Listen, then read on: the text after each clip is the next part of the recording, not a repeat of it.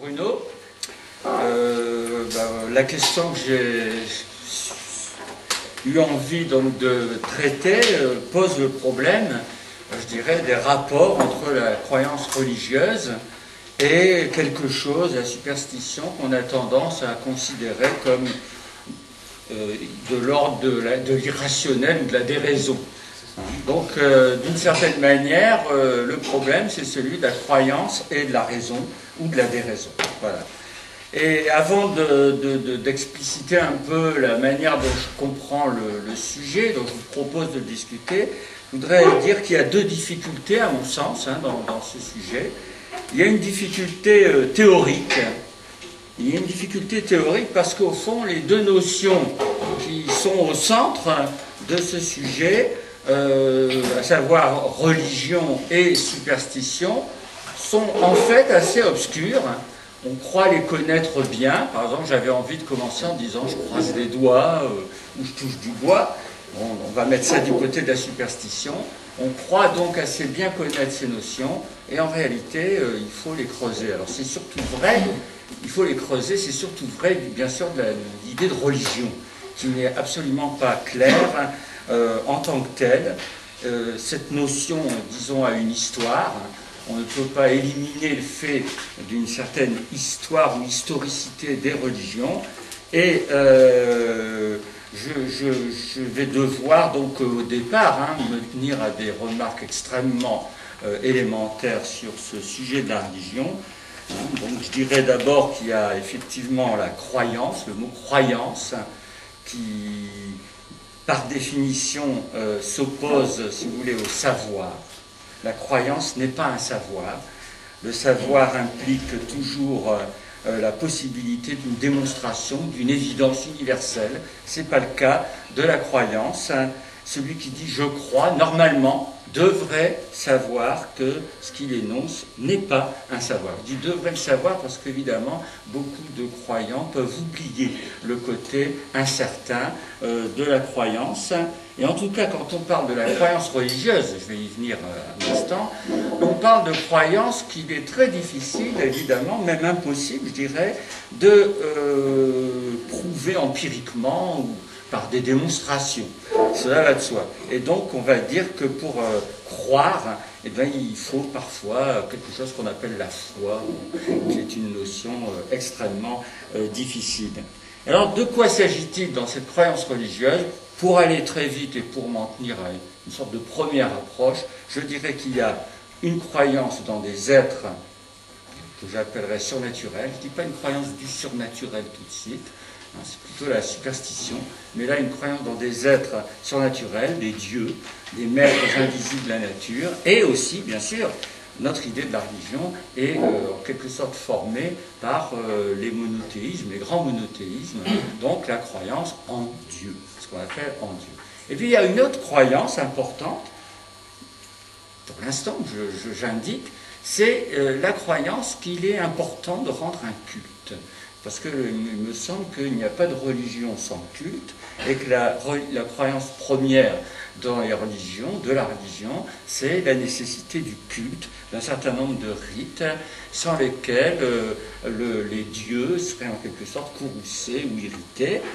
Et ce culte, généralement, est collectif, il rassemble, et vous savez qu'une des étymologies contestées du mot religion, c'est religare, qui veut dire relier, rassembler, mais c'est aussi relegere, qui veut dire se recueillir, recueillement, et on trouve ça évidemment dans un culte. En général, dans le culte, quand il y a un culte, les gens sont recueillis. Et voilà. Bon. Et en ce qui concerne maintenant la superstition, j'arrive à la deuxième difficulté en fait du sujet. Parce que demander si la croyance religieuse relève de la superstition, c'est poser une question polémique. C'est poser une question qui, d'une certaine façon, suppose une mise en question. Aucun croyant, si vous voulez, sincère, ne dira que ce à quoi il croit, c'est la superstition. On ne dit jamais ça que de ce à quoi on ne croit pas. Alors, si je croise les doigts, je veux dire, je ne crois pas de toute façon à l'efficacité de ce petit rite. Par contre, le croyant qui croit dans la religion va donc écarter l'idée que ce serait de la superstition. Hein.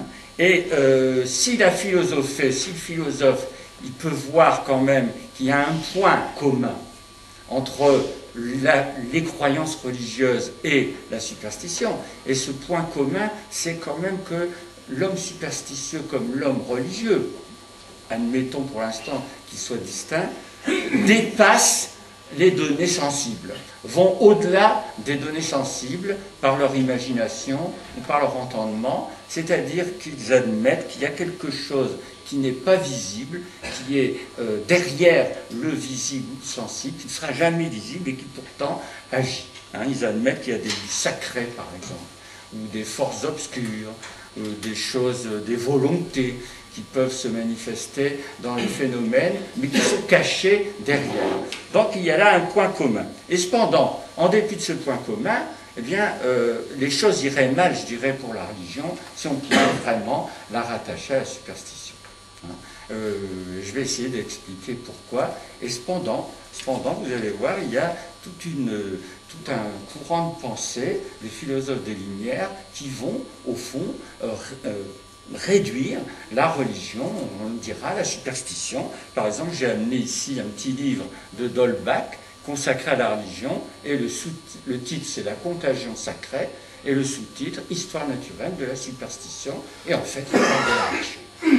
Donc, il y a un débat qui va s'instaurer, qui va être le nôtre. Alors, pour définir la superstition, je vais vous donner 2-3 textes qui situeront les choses. Et d'abord, il faut savoir qu'en latin tardif, ce mot veut dire survivre. C'est-à-dire qu'on nommait superstition des rites qui étaient destinés particulièrement à assurer une descendance qui survive à ses géniteurs. Voilà. C'était donc un secteur particulier des rites. Maintenant, dans la langue, dans le vocabulaire de la langue, je passe vraiment à autre chose, voilà ce qui est dit sur la superstition. Il est dit ceci: la superstition est l'état d'esprit de celui qui croit à tort que certains actes, certaines paroles, certains nombres portent bonheur ou portent malheur. Je vais donner quelques exemples déjà en fait ici. Et ce qui me paraît important là dans la définition, c'est cette idée que certains actes, certains mots auraient des effets considérables. Voilà. Auraient des effets catastrophiques ou au contraire bénéfiques, et si bien que d'emblée, la croyance superstitieuse va être située ou définie ou caractérisée comme impliquant une sorte de déraison, de liaison irrationnelle entre tel geste et telle conséquence. Vous voyez, quelque chose de fondamentalement déraisonnable dans la superstition. Alors vous me direz, alors quel rapport avec la croyance religieuse? Mais je vais vous lire 2 petits textes qui nous guideront vers ce rapport. Le premier est un texte d'un disciple d'Aristote, en fait, le disciple d'Aristote, Théophraste, et ce texte a été traduit par La Bruyère, et il figure dans les caractères de La Bruyère. Voici le texte. La superstition ne semble n'être autre chose qu'une crainte mal réglée de la divinité. Un homme superstitieux, après avoir lavé ses mains et s'être purifié avec de l'eau lustrale, sort du temple et se promène une grande partie du jour avec une feuille de laurier dans sa bouche. S'il voit une belette, il s'arrête tout court et il ne continue pas de marcher que quelqu'un n'ait passé avant lui par le même endroit que cet animal a traversé, ou qu'il n'ait jeté lui-même 3 petites pierres dans le chemin comme pour éloigner de lui le mauvais présage. Voilà ce que disait donc Théophraste. Et vous voyez, ce qui est intéressant, c'est qu'il dit crainte mal réglée de la divinité. C'est-à-dire, au fond, là, dans ce texte, la superstition est présentée comme un dérèglement, une pathologie de quelque chose qui est considéré comme normal, la crainte de la divinité. Une sorte de pathologie de la religion. Voyez. Mais à l'époque de Théophraste, un auteur que je connais, Épicure, disait que la crainte des dieux était elle-même une sorte de pathologie. Donc, si vous prenez les deux ensemble, vous avez cette idée que la crainte, de toute façon, la crainte des dieux, eh bien, fait que religion et superstition, sans être identiques, sont quand même parentes, sont en quelque sorte apparentées, que l'une peut être la fille de l'autre, ou vice-versa. Hein, Voltaire disait que la superstition était une fille de la religion, et d'autres disaient que la superstition était la fille de la religion. Vous voyez, donc il y avait un problème. Et puis le deuxième texte que je vais lire pour situer, donner un sens profond à cette idée de superstition, c'est celui de Freud. Freud qui parle de la superstition dans un petit extrait de la psychopathologie de la vie quotidienne, et il dit ceci, donc il raconte une petite anecdote. Ce jour-là, il advient que le cocher s'arrête non devant la maison de ma patiente très âgée, mais devant une maison portant le même numéro et située dans une rue parallèle, et ressemblant en effet beaucoup à celle où demeurait ma malade. Si j'avais été superstitieux, j'aurais aperçu dans ce fait un avertissement, une indication du sort, un signe m'annonçant que la vieille dame ne dépasserait pas cette année. Donc Freud dit qu'il n'est pas superstitieux. Et il continue. Les paranoïaques présentent dans leur attitude le trait frappant et généralement connu qu'ils attachent la plus grande importance aux détails les plus insignifiants. Ils ne croient pas au hasard, au jeu des causes purement matérielles. Et là, j'insiste sur ce dernier point, parce qu'on arrive évidemment à quelque chose qui, aux yeux de beaucoup de philosophes, va caractériser l'esprit superstitieux, c'est-à-dire cette idée qu'il n'y a pas simplement un jeu de causes matérielles dans l'univers, mais qu'il y a toujours derrière des volontés qui agissent, et vous avez ça, bien entendu, explicité de manière essentielle par Spinoza. Spinoza, dans l'appendice de l'éthique, nous dit que la superstition, ça consiste à croire qu'il y a toujours quelque chose qui est voulu derrière le jeu apparent des causes naturelles. Alors, la question donc est la suivante. Est-ce qu'on peut rattacher les croyances religieuses, d'une part à la crainte, et d'autre part à cette idée qu'il n'y a rien qui soit dû au hasard dans les choses, qu'il n'y a pas simplement un jeu de causes matérielles, mais toujours des volontés derrière. Eh bien, pour des philosophes, donc, je le répète, pour les philosophes des Lumières les plus radicaux, c'est évident. C'est-à-dire que ces philosophes ont développé l'idée essentielle selon laquelle l'origine, l'affect fondamental de la religion comme de la superstition, c'est la crainte devant la nature, que la crainte de la nature, devant les phénomènes de la nature, va entraîner les hommes à pratiquer des rites, donc à une sorte de culte, destiné à calmer des êtres surnaturels qui sont pensés comme les maîtres de ce qui se passe, comme les maîtres invisibles de la nature. Et ils vont attribuer, évidemment, les hommes à ces maîtres tous les sentiments qu'ils ont en eux. Ça va être de l'anthropomorphisme, comme on dit, c'est-à-dire qu'ils vont prêter à leur Dieu la plupart des passions humaines. Voici ce que dit Alain, que je cite à chaque fois, mais bon, c'est ma marotte, hein, c'est Alain. Alain dit ceci, je ne retrouve plus exactement la citation, ce qui est gênant, mais attendez, je vais la retrouver. Oui, Alain dit « La colère inventait quelques dieux vengeurs et puis faisait la guerre en son nom. Dans cette sombre histoire des superstitions, chacun fit des dieux selon ses passions et se fit gloire de leur obéir. » Voilà ce que nous dit Alain. Et alors, derrière cette idée des Lumières, il y a une dernière idée dont je vais parler avant d'essayer d'examiner les limites de cette doctrine. Il y a une dernière idée, c'est que pour se libérer de la superstition, il faut la science. Voilà. C'est la science, en quelque sorte, la science de la nature, la science qui va établir, la science au fond matérialiste ou mécaniste, qui va en quelque sorte pouvoir libérer l'homme de la superstition lui donner une certaine sagesse, parce qu'en effet, à partir du moment où on est devant un univers compris d'un point de vue mécaniste et matérialiste, eh bien, comme le disait Pascal, il y a un silence éternel de ces espaces infinis, n'est-ce pas, qui effraie d'ailleurs Pascal. Voilà. Donc, on est en quelque sorte libéré de la superstition et de la religion qui se ressemble à cette superstition. Alors ma question, si vous voulez, c'est maintenant seulement, au fond, que je la pose, parce que tout ce que j'ai dit depuis tout à l'heure, c'est l'introduction à la question. La question, c'est la suivante. Est-ce qu'il n'y a pas moyen de formuler une idée de non superstitieuse, quand même, de la religion? En termes simples, est-ce qu'il ne faut pas distinguer entre, je dirais, les dieux et Dieu? Est-ce que croire en un seul Dieu, créateur du ciel et de la terre, c'est réductif vraiment à la superstition telle que je viens de la décrire? Voilà. Est-ce qu'il y a une idée non superstitieuse possible de la croyance religieuse?